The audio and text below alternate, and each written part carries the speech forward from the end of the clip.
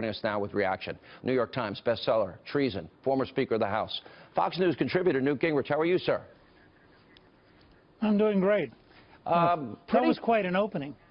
Well, do you think that, can you give me one award show for nurses, for surgeons that save people's lives, for EMTs, for firemen, policemen, garbage men, construction workers? Where are their award show? I don't see any award shows for them. Well, I think that's right, but I'll just give you one fact that shows you what a phony Jimmy Kimmel's reasoning was.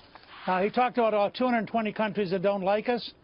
Those folks in Hollywood make a large part of their profit out of all those countries, and they know that their movies have to sell worldwide. And the fact is, those countries like our movies, and most people in those countries would like to live in the U.S. We don't have a problem of Americans trying to leave to go somewhere else. We have the challenge that all over the world, people want to come to the U.S., admire the U.S., and believe that we are a country that offers great opportunity. And, you know, you can start from there, and the whole rest of that stuff is just baloney. Do we really have to get lectured?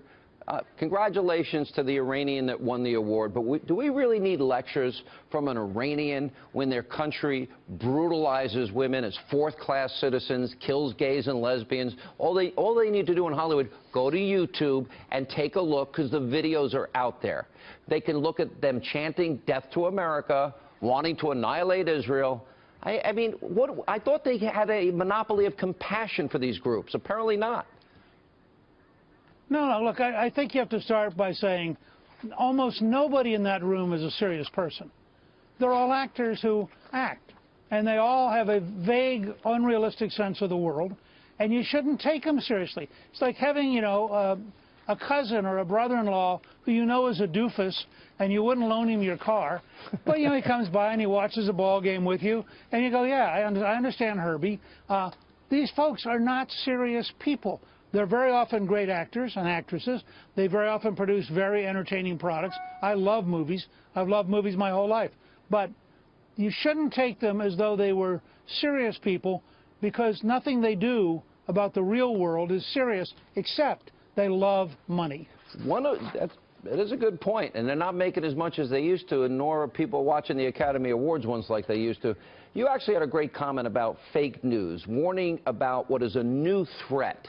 And I love the president in his press conference. I thought it was one of the greatest beatdowns I ever witnessed any president give to the press. And then he backed out of the White House Correspondents' Dinner, and I wanted to get your reaction to it. And why is it so dangerous? Well, look, I think fake news, which is really based on fake education, is extraordinarily dangerous because it teaches people things that aren't true. What President Trump said goes all the way back to Ronald Reagan in his nationwide speech for Barry Goldwater in 1964, when Reagan said, "It isn't what liberals don't know that's so dangerous, it's what they know that isn't true that's so dangerous." Well, we've now had 50 years of liberals getting more and more out of touch with reality. We have professors who will bully students to force them to learn things that are false. We have entire courses in college that are idiotic.